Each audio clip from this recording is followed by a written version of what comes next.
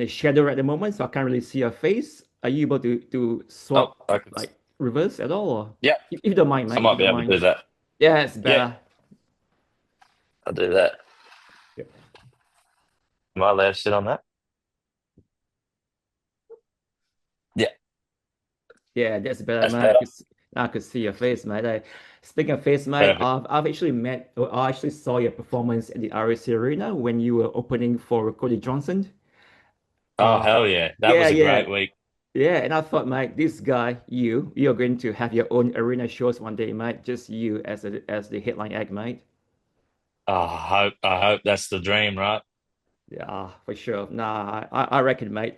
And also, I mean, my colleague as well. She wrote about you in Melbourne. I think you're opening for Tyler Hubert as well. That was a couple of months ago in Yep. Melbourne, and she said that yeah, you were fantastic, mate. Oh, So it's a great honor to have a chat with you here, appreciate it. man. Thank you. Thanks for Yeah. having me. Let's talk about your life. Like, is it true that in 2017, before that, you used to be a refrigeration mechanic?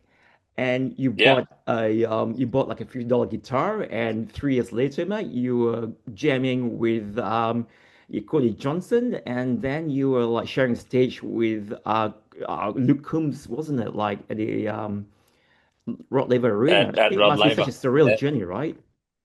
Yeah, it's been crazy. I didn't grow up as a musical kid. I grew up, playing rugby and rodeoing and, um, pl being able to play an instrument wasn't on the cards at all. But I moved to this town for a job and I didn't really have any friends in this town, and all the cowboys were a bit older than me, so they didn't want to stay up all night drinking beers and rodeoing at home and all that. So I found a hobby myself, and I was like, oh well, there's a guitar online on Facebook Marketplace for $50, and I had enough cash, and I was like, I might go buy this thing, see how hard it is. And from the first song I learnt was Wagon Wheel, which I think everyone learns a pretty basic song, the first one that everyone knows, so everyone could sing it.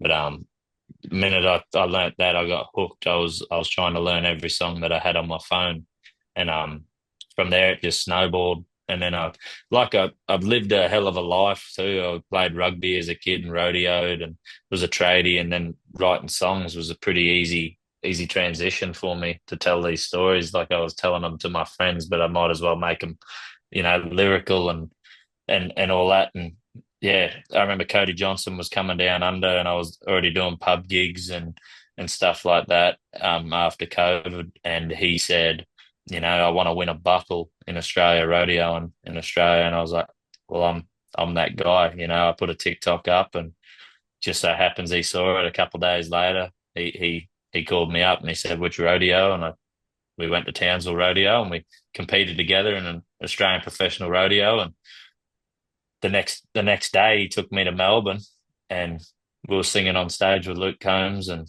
it was just unbelievable. Like I went from playing to 50 people at a pub in Mount Isa the week before to 15,000 at Rod Laver Arena. Amazing, mate. So you must be regretting, right? I bet you're hoping that you wish that you're still a refrigeration mechanic, right?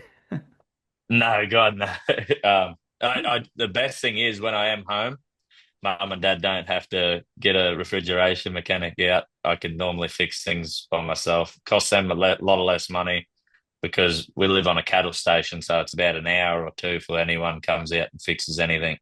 You know, So hold on, uh, you, you perform with Luke Combs and you're still living with mom and dad. Is that correct? Am I hearing correctly? yeah, yeah. I Oh, work on a God. cattle station, 60,000 acres in Yeah. in Winton, Queensland.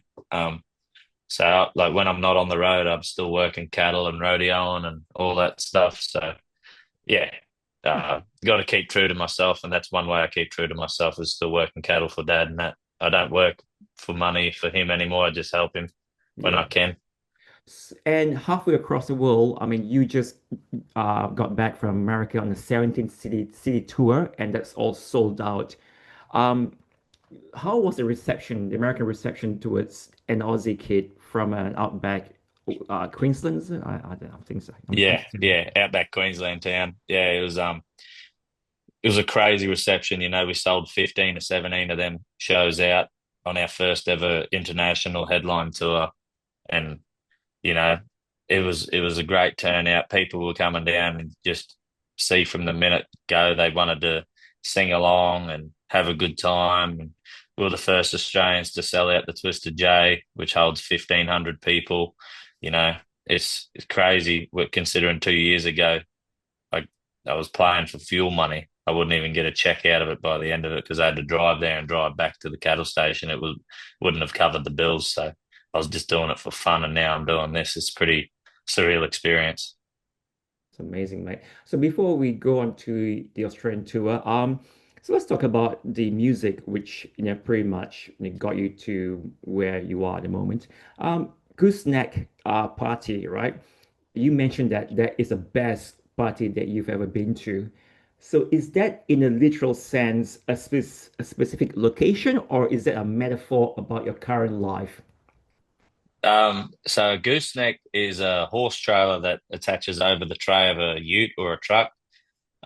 It's a type of trailer, and at rodeos is sort of sacred because at the bars at rodeos shut about 12, and us cowboys go down there back to our trailers. We've got beer in the fridge or in the esky or something, and we'll go down there and sit on eskies or on the dirt, and we'll just talk about cowboy stuff, love and love and hate, and friends and funny times, and it all happens at a gooseneck trailer, and it's just famously known as a gooseneck party. And to be able to talk about such a sacred thing to us cowboys, it's a big honor for me, not just me, for the rest of the rodeo community in Australia and America and wherever else the rodeos are. Um, it's a special spot to my heart because all these songs either happened or I heard at a gooseneck party. Amazing. Okay. So is it Aussie? Is it an Aussie thing, isn't it?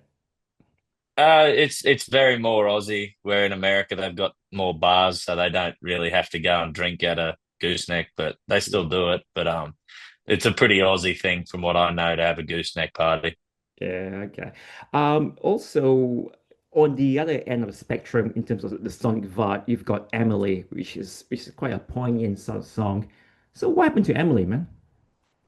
Emily, was a part of my music journey from very early on, and her name's obviously not Emily. I changed the name, but she we sort of split ways because she wanted to do her own thing, and I wanted to get the band focused on one thing as well. And when she left, it was sort of a bit like a breakup. So I wrote the song sort of to get them feelings out. And I've showed her the song, she thinks it's funny, but it turned out to be a really good song. But yeah, it's that feeling of losing someone close to you that you sort of wish you were still friends with, you know what I mean? So you were not romantically involved in that sense? Ah, okay. No, no. It was just I wish we were still the same friends that we were, you know what I mean? Is it because you reckon your fame is that does that interfere in your current relationship? Do you feel as being, you know? Uh no, not really. It's just she was a big part of my my band coming through, and when we split ways, it sort of felt weird because she was the youngest in the band and she was always looked after. She was the little sister of the band. We always made sure she had everything. And when she left it, we sort of felt like we had a lot more time and we didn't know what to do with it. And yeah, it's good to see her do her own thing now. But yeah, it's obviously we still wish she was with us, but that's life. Yeah. People go on to do their own things, and you know. Yeah, wish you all you got to do is wish them all the best and cheer from the sidelines. Apparently her dad said that you were trash. Is that correct? No, not a dad. Okay, I must have read the lyrics No, wrong. the lyric says dad, but it wasn't the dad. Oh, I okay. changed that too. Yeah, I was wondering, mate. Yeah, yeah. Y- there is also another song called "Air It Out." Who did you sing with? It was a duet, isn't it? Who did you sing with? You mind Yeah, asking? I sung that with Piper Butcher. She's from Newcastle, down in New South Wales, and she's one of the most underrated country artists in Australia, in my opinion. Great vocalist, hell of a guitarist, like just an all-rounder musician. And I heard this song because I didn't write Air It Out. I heard the song for the first time in January when I was doing a co-headline tour with the Lowdown Drifters in the States, and a girl called Shelby Stone was singing it, and it's written by Travis Roberts and Jordan Nix, and we're at Turkey, Texas, at Hotel Turkey, and she was singing it, and I was like, this song is just great. I remember leaning over to my guitarist, and I was like, dude, we should do this song, and he's like, oh, might as well ask. So I called them all up, and I said, can I have a go at trying to do that song? And they said, sure. So I called Piper up and I said, "Oh, would you jump on this song with me?" And she said, "Yeah, I'd love to." And the rest is history. It comes out. I can't believe it. Yeah, amazing. I mean, growing up, who did you listen to? Alabama, John Denver? Who are the artists that inspired you, mate? It's You funny. know these I've got guys? a You bit of know a these guys? mixed bag. You're too young to know Yeah, yeah. Alabama. You know No, the I guys, right? know them guys. Yeah, yeah. But I grew up on like rodeo country, so like as a kid, I had the like in the truck or the car that we were going to the rodeo, and we had the big CD folder with the pages, and you'd flip through the pages, and I'd pull out a CD and you'd go from Brooks and Dunn, Garth Brooks, George Strait, Chris Ledoux, and then you'd pull them CDs out and then you'd put in Kid Rock, Gorillaz, Limp Bizkit. It was a mixed bag, but for my lyricism especially, I think I look up to Kendrick Lamar Yeah. a lot. His lyricism is immaculate. I would say he's one of the greatest lyricists of all time. And when I got into music and writing my own songs, I was like, well, everyone writes like this, and they're always talking about, the same old topics. Instead of that, I'm still writing about the same stories that other people are somewhat, but instead of talking about those specific things, I talk about the other details, the very little things, that other people would just gloss over. Where, like if you heard any Kendrick Lamar songs, he'd sit there telling you about the bowl on the table for about four lines. Yeah. You know, that's the type of lyricism I like, where you can literally picture the image in your head. Why did you do a country version of Be Humble, Sit Down, mate? You know, country version of the song. It could be great, mate. You know? Oh, when he wants to call me up, we'll do it definitely. But I would love to do something with Kendrick one day. I'd sing a chorus for him any day. Yeah, yeah. Um, him or Schoolboy Q, love them guys. Big influences on me. But nowadays, like Cody Johnson and Tyler Childers and Nicholas Jamison, those guys are real good songwriters. Zach Bryan, you know, those are the types of songwriters that I look at and I'm like, yeah, this is the way you do it. You know what I mean? Amazing. So, I mean, speaking of influence, your album Gooseneck Party will be released on 22nd of October. So tell us about the vibe. I mean, does it reflect your life, past, present, and future? Yeah, just to give us a general feel to it. Yeah. It's more or less the stories I've heard at a gooseneck party, and yeah, all of them summed up into one 22 song album. You know, it's an honor, especially coming out on October 24th. There's a big rodeo on up north, and all my friends at the rodeo will probably give it a spin at a gooseneck party, which will be a pretty cool sight. Um, so yeah, most of the stories are from the past, not looking into the future much. Maybe I'll do that on the next album. Who knows? Yeah, say that. So you are touring across Australia at the moment. Majority of the tickets are sold out, as what I've seen so far. So what can fans expect from your tour? Up, yeah, The real Aussie cowboy experience, when I go on stage, I give 110%. If I don't come off stage sweating and weak in the knees, I haven't done enough and I'll be upset with myself. But from the minute go, you get entertainment. There's no downtime. The music keeps flowing. The fun never stops. The only time the fun stops is when they stop serving drinks at the bar. So for us, it's just about keeping the movement happening, keeping the songs flowing. And on this tour, we got all the new songs on the set. So if you want to come down and hear them for the first time in Australia, don't be shy. Buy the tickets if they aren't already sold out.